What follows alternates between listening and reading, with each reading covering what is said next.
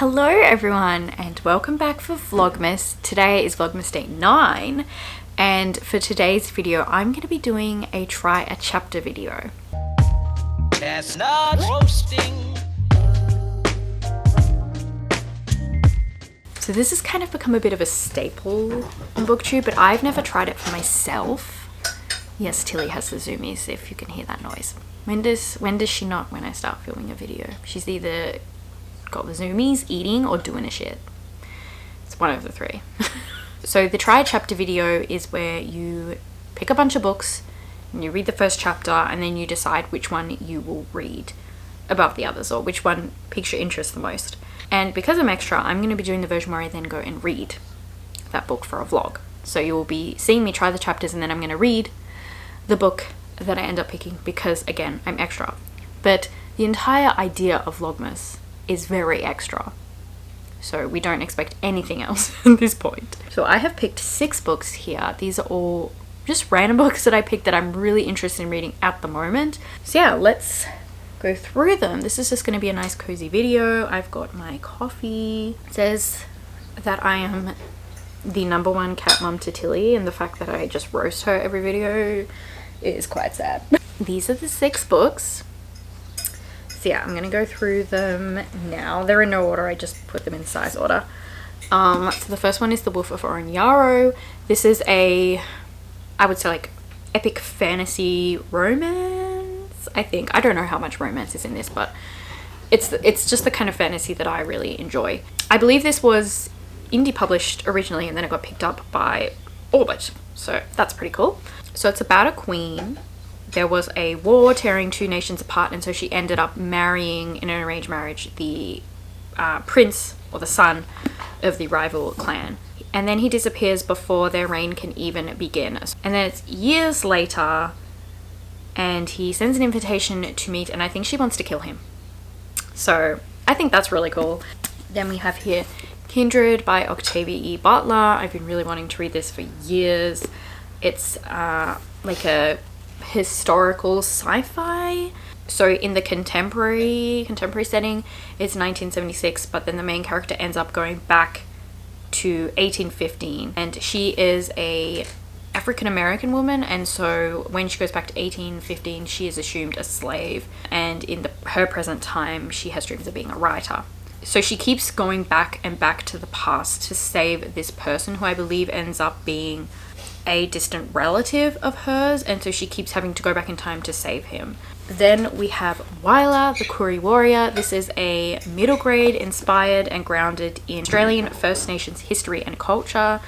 It's got lots of fun little pieces of art, which is really cool. So it's about a young girl who wants to become a Koori Warrior, and her people end up getting stolen by a dragon army, and she is going on the journey to save them. Then we have The 100,000 Kingdoms. This was on my list of 22 books to read in 2022, and obviously haven't gotten to it. And this is the first book in the Inheritance trilogy. So I've read the Rick and Earth trilogy by N.K. Jemisin, and while a lot of it went over my head, I really enjoyed the process of reading it, and I thought it was very, very clever. Even though I'm sure I missed a lot of it, what I could understand, I thought was brilliant. So I'm really excited to give some more of her works a try. I don't think this is as complicated. I think this is a little bit more straightforward. And I think every book in this trilogy is set in the same world but follows different characters. So this one follows an outcast whose mother dies under mysterious circumstance, and she's summoned to the majestic city in the sky, a palace above the clouds where the lives of God and mortals intertwine. And she is named one of the potential heirs to the king, but the throne of the 100,000 Kingdoms is not easily won, and she's thrust into a vicious power struggle with a pair of cousins she never knew she had.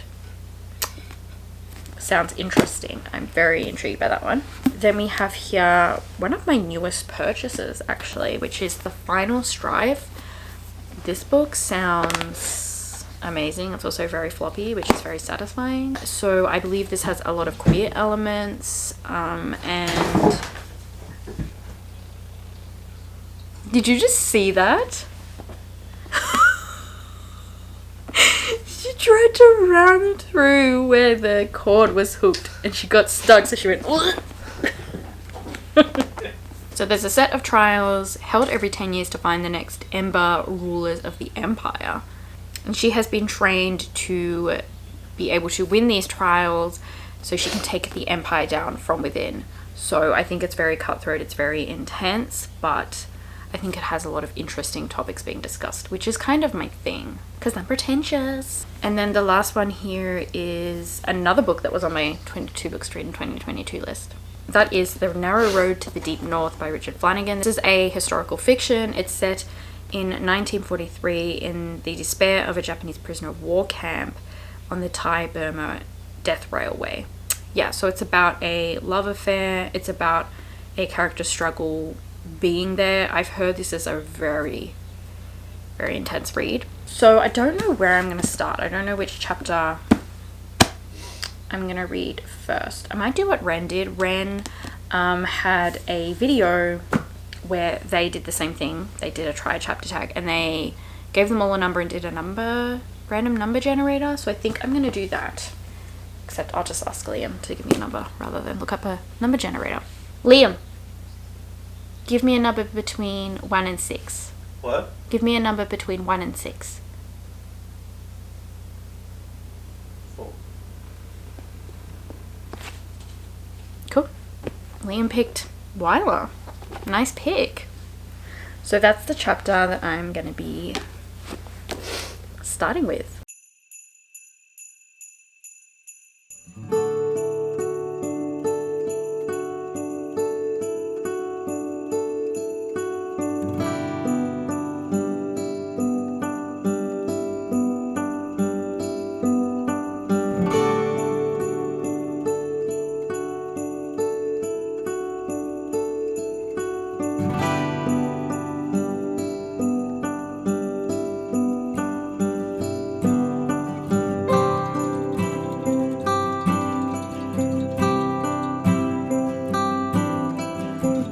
So that first chapter was very short, but you know, it is a kid's book, so it was 6 pages. We learnt that she is about to start painting classes, so she is helping the little kids learn to do the cave art that they do.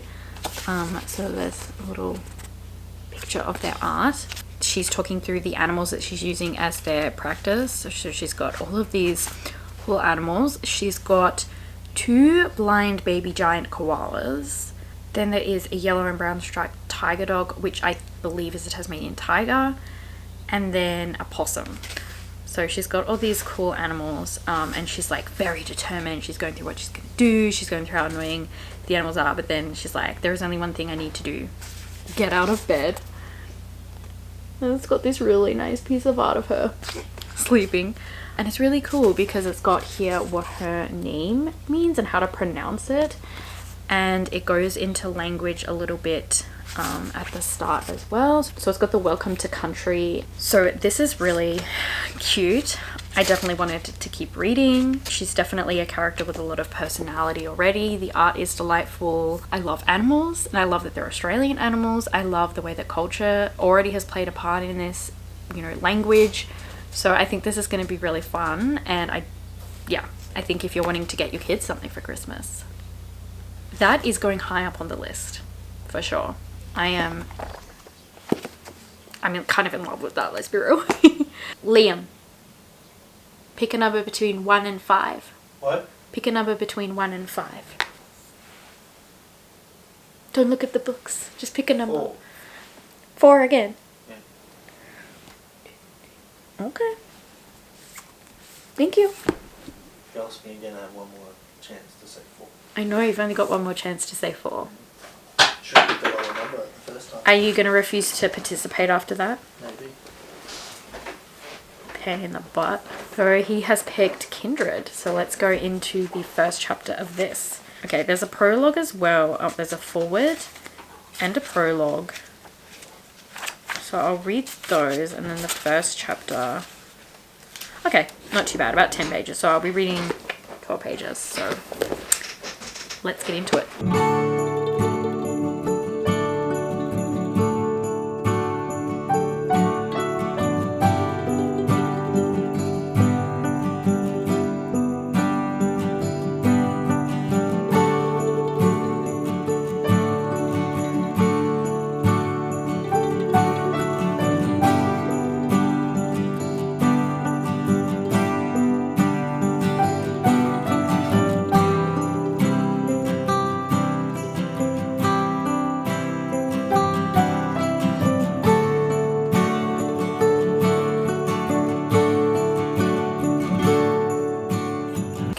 Okay, so I read, well, I didn't actually read the first chapter. This is the first chapter, but I'm going to count it as read because I read what I thought was the first chapter, which is called The River.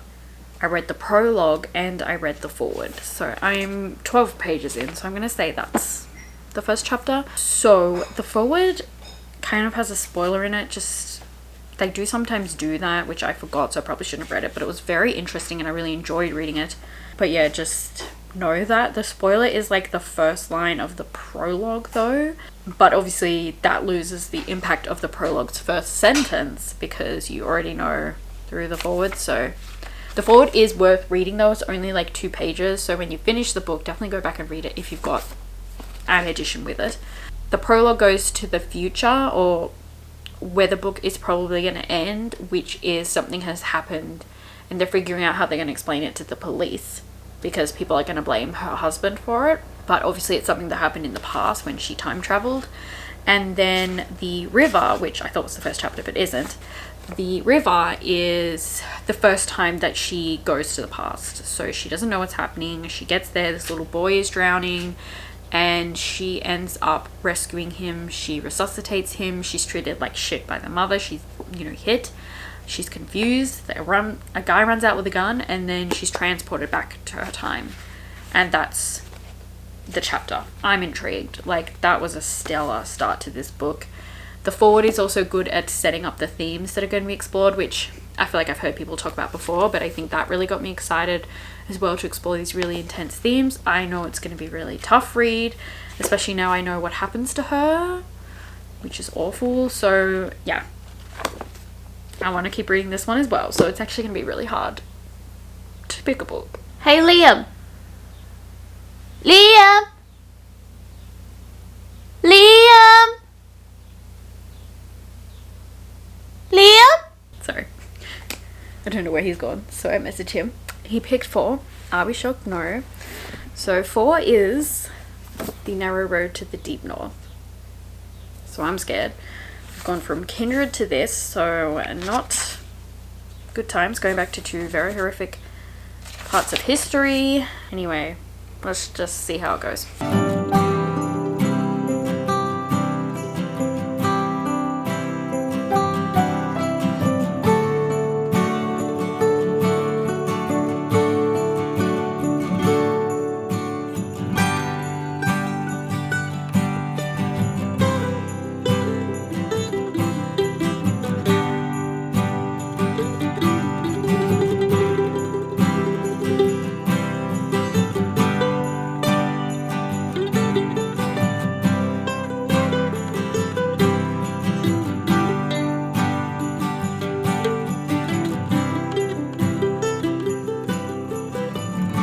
Okay, so I read the first 2 chapters and I was kind of expecting this because it is like literary fiction, and what I've heard of this writer's work, it is very strange. It's very all over the place. Is it brilliant? Yes. Like, these 7 pages, there was a lot of fantastic stuff there. Obviously very talented, and I'm still intrigued, but I would say that not as much happened. Like, what happened in this 2 chapters, not a lot. We got like the setting. I think the first 2 pages, that first chapter, were more striking than the second one. The second one was more setting up the setting, the time period, what life was like in Tasmania at that time during the war. But that first chapter, which was like a page and a half, honestly, was about people crying, men crying, and how you never really saw men cry. And the first time he saw a man cry was his brother returning from the war in France, the Great War in France, and how you just don't see men cry. And then there was this really brilliant line that was like, Dorigo Evans had wondered what it was that would make a grown man cry. Later, crying became simply affirmation of feeling, and feeling the only compass in life. So yeah, brilliant. Just, yeah, I get like fully 5-star feels. Literary fiction often does start slower, so I feel like when it comes to like a try a chapter tag, they might get thrown a little bit back compared to a book like this that just jumps straight in and is very intriguing. This was more slow. but the writing was incredible, so I'm still intrigued and want to read it. So these are all like on the same level at the moment for different reasons, which is really fun. Liam, pick a number between 1 and 3. 1? So you're just going to pick 1 from now on? Oh, you're so funny. Be shitty. So that is The Wolf of Oren Yarrow.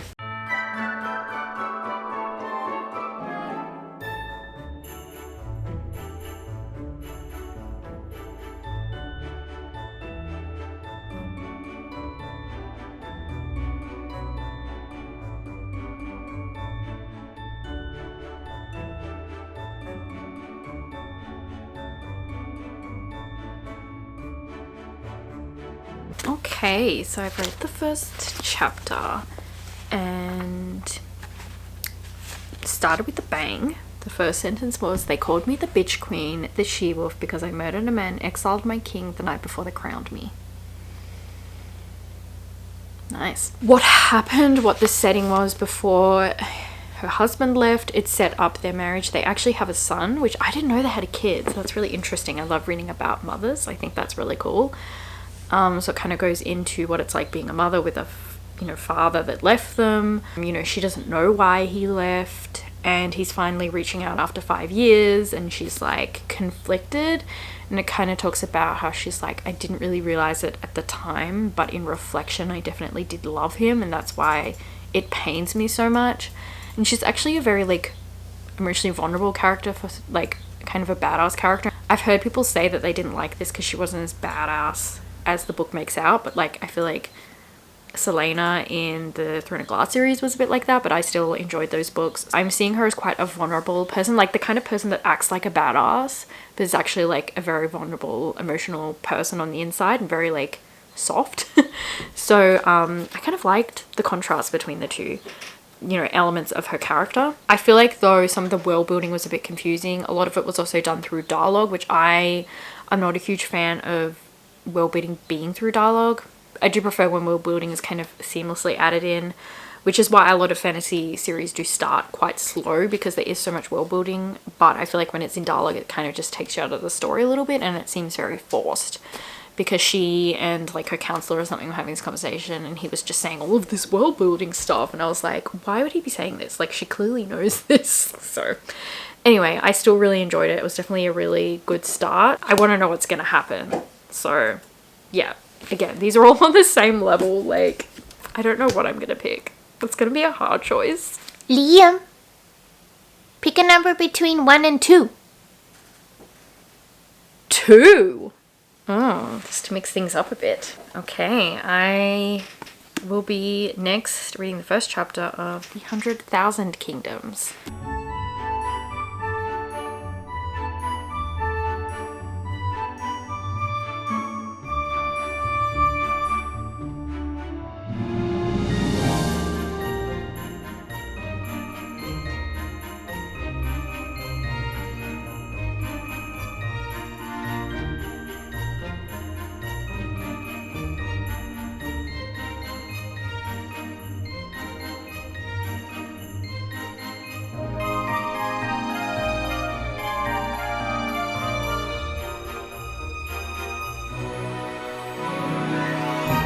Okay, so I've read the first chapter, so 12 pages, and this was actually pretty fast-paced for the first book of like an epic fantasy. So we did get some setup. I think that we got enough, for me at least, to grasp what's happening. Obviously I still have a lot of questions about the world, but it is only the first chapter. So I think it was nice that the first chapter gave enough to understand stuff, but not to the point where that was all I was getting. There was a lot of plot still, which I think this one did as well. These were both pretty good first chapters where I got a bit, but I think the world building was done more seamlessly in this one. But it was still really interesting. So it was setting up this character's life, what happened with her mother. Her mother abdicated the throne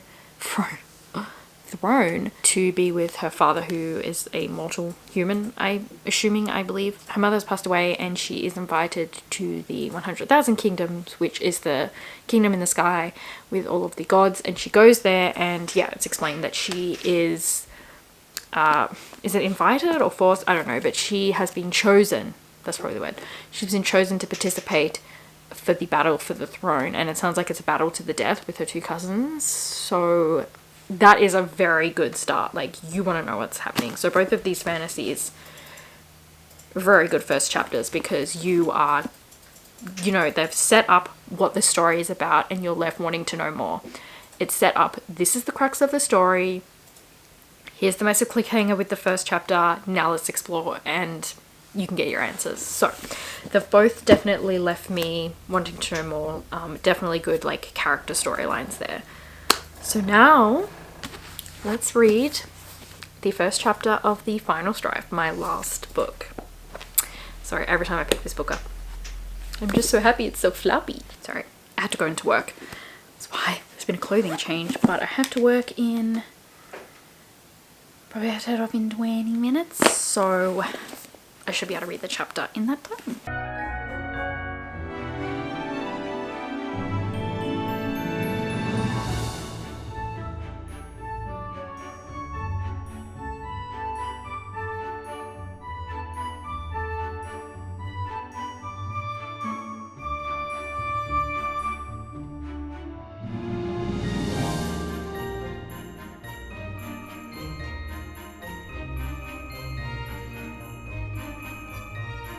Okay, so I have read the first chapter and the prologue of The Final Strife, and I'm going to be honest, don't really understand what was happening. The world building's a little bit confusing. However, I am very, very intrigued by this, and I'm leaning towards this the most, but I'm going to give it time because obviously this is the last one I read, so it's obviously going to be higher up because of that. It's a very interesting world. There are people, due to people's color of blood, they are either the people that, you know, are of higher class, or they're the lower class, and the lower class are slaves and treated awfully, obviously. The prologue's really interesting because it's about this group telling a tale of this baby that was swapped at birth, and that's where I'm a little bit confused with what's going on with that, but I'm sure I'll understand after a little while. But yes, she is the character, I'm assuming, that was swapped at birth, and she's going to be a part of the rebellion. So it's set up really well. Her best friend is the character whose tongue was torn out, because that's what happens to this group of people, and that's really sad. And it's a scene of them watching a slave be slowly pulled apart on a torture machine, and the main character's really like sassy and like savage. Like, she's quite like funny, which I think is really bizarre in this awful setting, because normally you have really grim characters that are very brought down by their circumstances, but it's like she uses humor to cope with what she's going through, which I don't know if it's necessarily realistic, but it makes for a fun reading experience and definitely something different. Like, she was making jokes and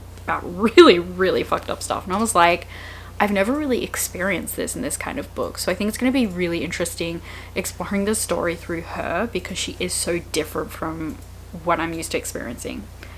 So I'm going to go to work and I'm going to think about these 6 books, and I'm going to think about which one I'm going to choose to be the book that I read for the vlog.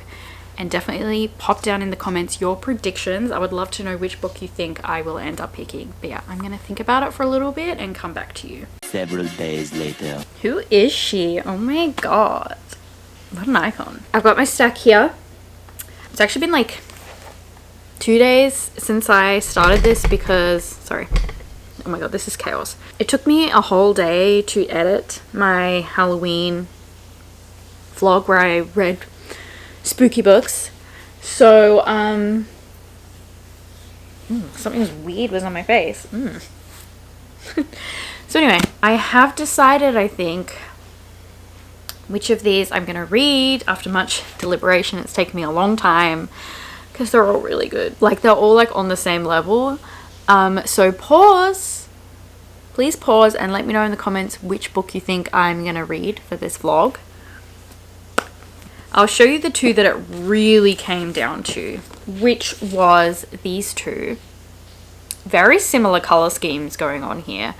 And literally I could not decide between the 2, but I ended up going with, drum roll,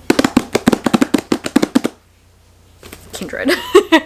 I really want to read an Octavia Butler. It's a bit shorter as well, which honestly helps bump it up. And yeah, I just think all the chapters were on the same level, and it just came down to, I think overall this is the one I most want to read at the moment. That's purely it, because I just could not, between the chapters, they all were so good and I wanted to read all of them. But yeah, I think I'm gonna go with reading Kindred for this vlog. So this is gonna be a Kindred reading vlog now.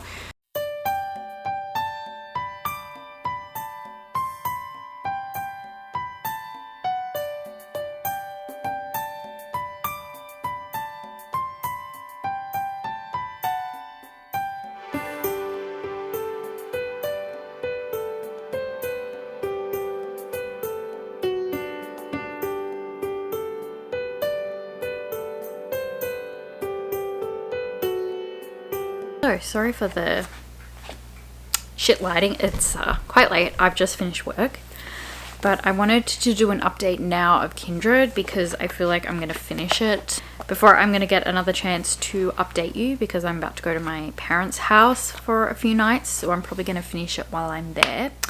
So I thought I would update now. I'm on page 108. So I'm almost halfway and I'm absolutely loving this. It's the kind of book that just throws you straight in. There's no slow build up. It just throws you straight in the deep end, and it's fucking brutal, but it was kind of what I was expecting. I'm not really surprised by that. So I'm not sure how well I summarized what this was about before, but this is about this woman who is a writer in the modern day, which is 1976. And then she is transported back into the past, into 1815, and she is continually thrown back into that time period, and each time she's kind of staying longer in that time. And it's every time something bad is happening to this young boy who is white, and his father is a slave owner. And she keeps being thrown back into that time, and as an African American woman, that is incredibly dangerous, to be continually transported back to a time when slavery is being used in America.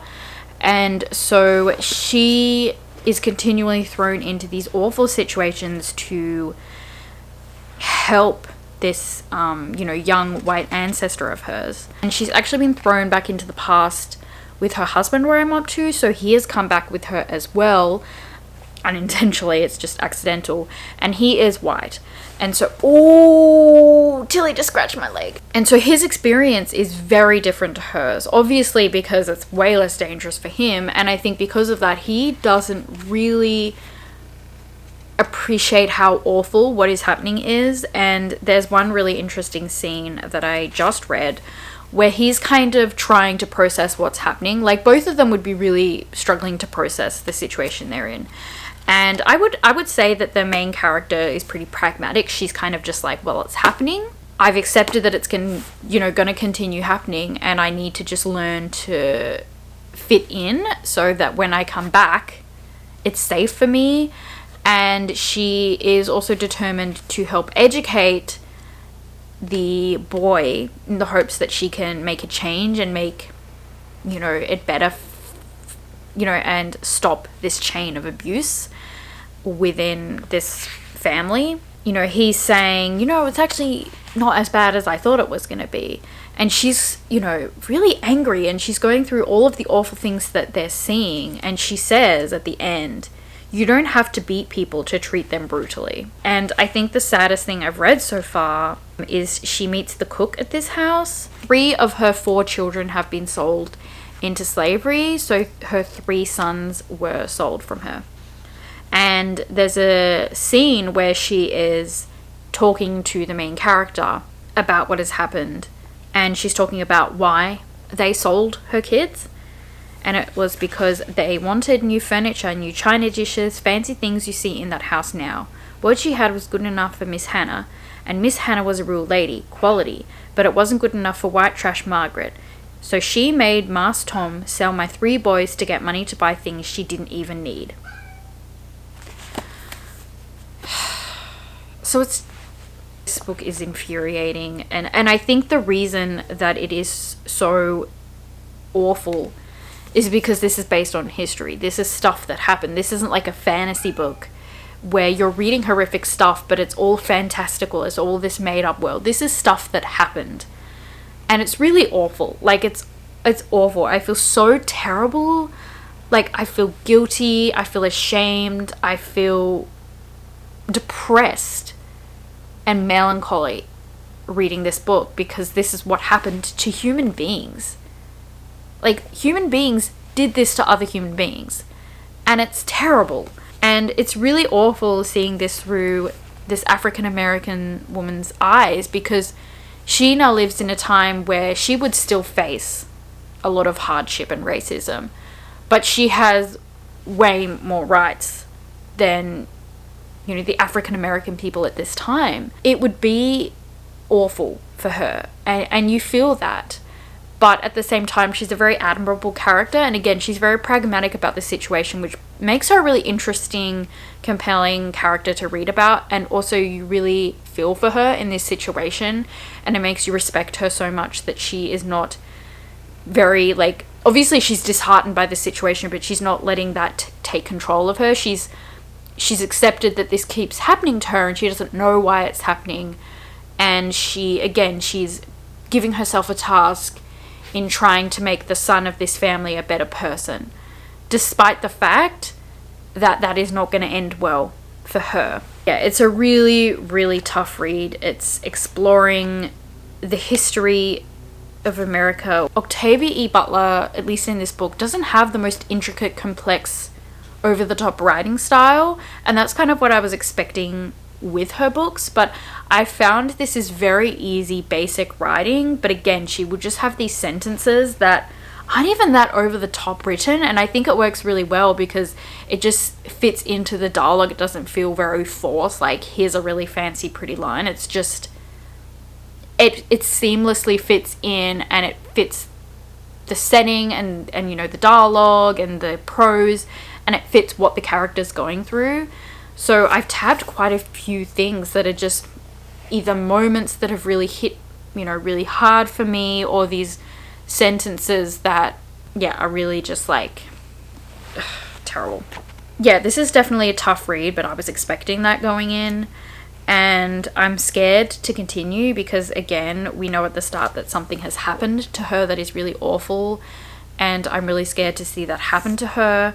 Where I'm up to, something really awful has just happened to her already. Scary reading about her at the same time, because she's not just like, it's like she's not conforming to what is expected of her as an African American woman, even though she knows that it's dangerous. She has that, you know, contemporary understanding that she has rights, and she knows she has rights, and she hasn't been beaten down yet, and so she has come in still wanting to maintain agency, trying to do something with her situation, which makes me think of this line that I just read where I stopped, which was, I never realized how easily people could be trained to accept slavery. I want to say, like, I'm having a good time with it, but I'm not because of the subject matter, but it's brilliant, and it's an eye-opener, and I think this is going to be a very, very important story that everybody should read, except if the content is obviously very triggering for you. But yeah, I think I'm going to finish it and then update you on my final thoughts. Hello, I have just finished Kindred. My last client cancelled, so I'm waiting for the next one to start. So I just sat in the car and finished Kindred. I went to Macca's to get my beautiful toasty for lunch, and I was nearly crying in the McDonald's drive-thru because of a part that was so fucking sad. This book is so sad. Like, again, it's so sad because this is steeped in history. This is stuff that happened to people, and it's just awful. I loved this. 5 stars, easy. It's going to be in my top 5 books of this year. I can just feel it. I was gripped from page 1 to the end. This was just such an interesting lens to look at America's history of slavery, and it went through it in such detail. I learned so much, and again, it's a different perspective to look at this part of history. And I loved the way that this was really focusing on, you know, familial bonds and the strength of family in a really nuanced way, not just as in it's good, but also the ways that it can be bad. And, you know, there were so many side characters who were slaves and wanted to run away, wanted to get their freedom, but at times due to family they were trapped and they stayed, and how it was bad for them. So yeah, it covered the strength of family in a way I really liked and appreciated, because it wasn't just like, oh, it's so great to have family and care about family. It's like, we care and we shouldn't because it's bad for us, but sometimes the strength of family, you know, comes before our own mental health and well-being. But you also saw through some of the slaves how family was what kept them grounded. Family was the only thing that kept them sane, you know, and so it covers how family can be a strengthening tool and such a good thing. So again, this novel was such a nuanced book. And, you know, we also see it through the way that the main character just continues to try and help this ancestor of hers. And we see the way that power has affected him, and she still keeps trying to save him. And it's crazy. Yeah, I think I'm going to end this here. I need to go to my next client, but I think I want to reread this book next year because I think I could have got way more tabs out of this. I think there's a lot of topics that I haven't even really picked up on. This is definitely a book I feel like that I should have given more time, but I couldn't. Yeah, thank you so much for being here. I really hope you enjoyed my very first attempt at Try a Chapter, and definitely let me know again what you thought I ended up picking up. If you've read this book, what your thoughts are. Do you want to pick this book up? I'd absolutely love to know, and hopefully I'll see you in tomorrow's video for Vlogmas. So see you then. Bye! Although it's been said many times, many ways,